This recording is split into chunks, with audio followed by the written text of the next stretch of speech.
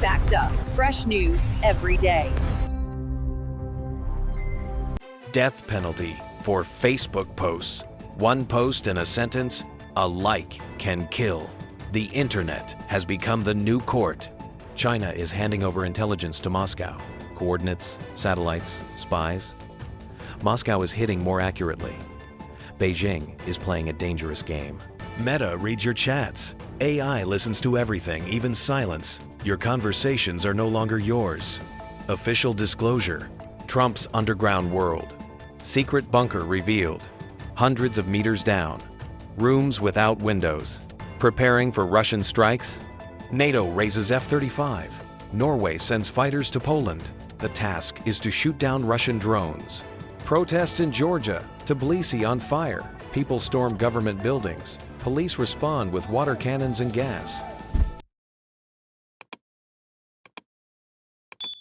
A very controversial decision. The Trump administration launches a program for the voluntary return of migrants, each $2,500 and one-way ticket. Against the background of the budget crisis due to shutdown, this causes rage. Millions of Americans lose their benefits due to shutdown. The military family write complaints that they were left without a medium of existence, and the money is leaving for those who leave. The White House claims so cheaper than maintaining camps. However, the White House did not say this amount will be in a month or in a year. Donald Trump was silent about this. It remained behind the scenes. Norway is sending its F-35 fighter jets to Poland. Officially, this is to protect the eastern flank of the alliance, but sources in Brussels say outright that the planes will intercept Russian drones, which are increasingly approaching NATO borders. Warsaw continues to strengthen its air defense and is putting its military units on combat alert. There are new patrols in the sky, an alarm on the ground. Moscow claims that this is a provocation, but NATO headquarters responds, "We are ready to repel the Russian invaders."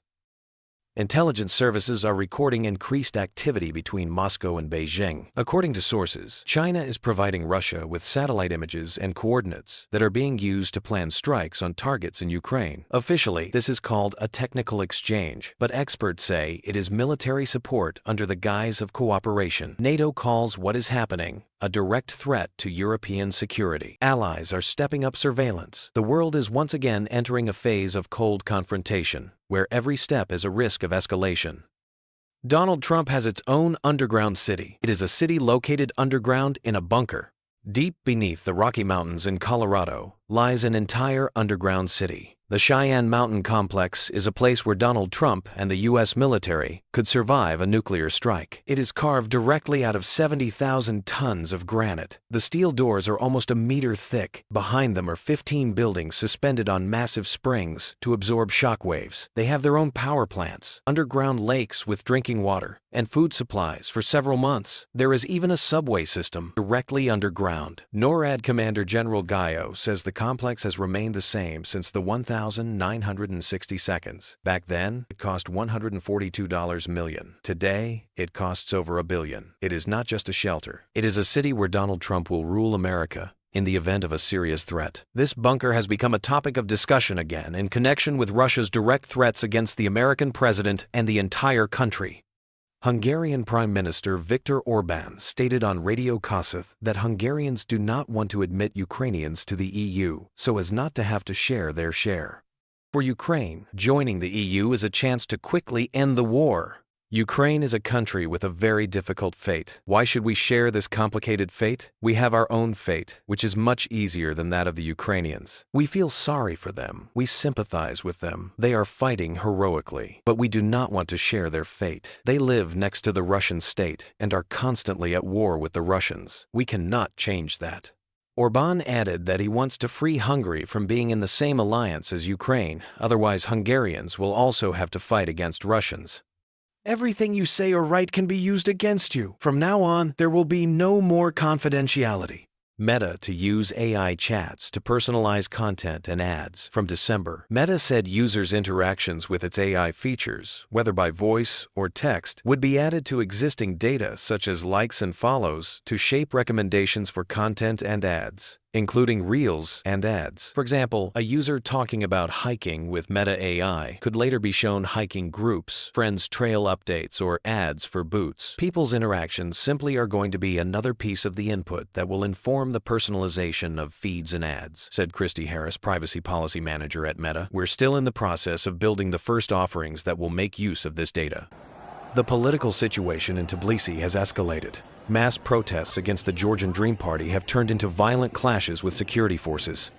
Demonstrators accuse the government of ties to Russia and demand early elections. The crowd broke through the cordons and stormed the courtyard of the presidential residence. In response, special forces used water cannons and pepper spray. There were casualties and dozens of detainees. Russian flags are being burned in the city center, and slogans such as "No to the Kremlin" and "Freedom for Georgia" are being chanted. The opposition calls what is happening a peaceful overthrow of the regime, while the authorities speak of an attempted coup. The night in Tbilisi has turned into a battlefield, and now the question is whether the country will be able to hold on until the flames of protest engulf the whole of Georgia. As a result, the Georgian government accused the protesters in Georgia of attempting a coup d'etat. They face up to 9 years in prison. Let me know in the comments what you think about this. Will Georgian citizens be able to get rid of these dirty pro-Russian politicians? North Carolina has passed the Irina's Law, named after Irina Zarutskaya, a Ukrainian refugee who was murdered. The new law tightens the screening of criminals before their release on bail. Now, cashless bail cannot be used for a number of violent crimes and repeat offenders. The law limits judges' ability to grant release without bail, especially if the defendant may pose a danger. Under the new regulations, suspects will be required to undergo a psychiatric evaluation before a bail decision is made. This law is the government's response to public outrage following Irina's tragic murder. The U.S. and Venezuela are entering a new phase of confrontation. The FBI is launching an investigation into Nicolas Maduro on charges of corruption and supporting drug trafficking. An extradition request and international arrest warrant are expected. This is a blow to a regime that has long evaded justice. Washington is showing that no one is above the law. Maduro, once untouchable, is now in the crosshairs of global justice. The game is changing. The Venezuelan authorities are alarmed the truth may come to light. It should be recalled that a few days earlier, Donald Trump announced a possible military operation against the Maduro regime, and now, as we see, Washington has moved from words to action. Days earlier, Russian oil tankers were seized at sea on charges of launching UAVs from them. Russian President Vladimir Putin has already called the incident an act of piracy and stated that the seizure was carried out for domestic political reasons.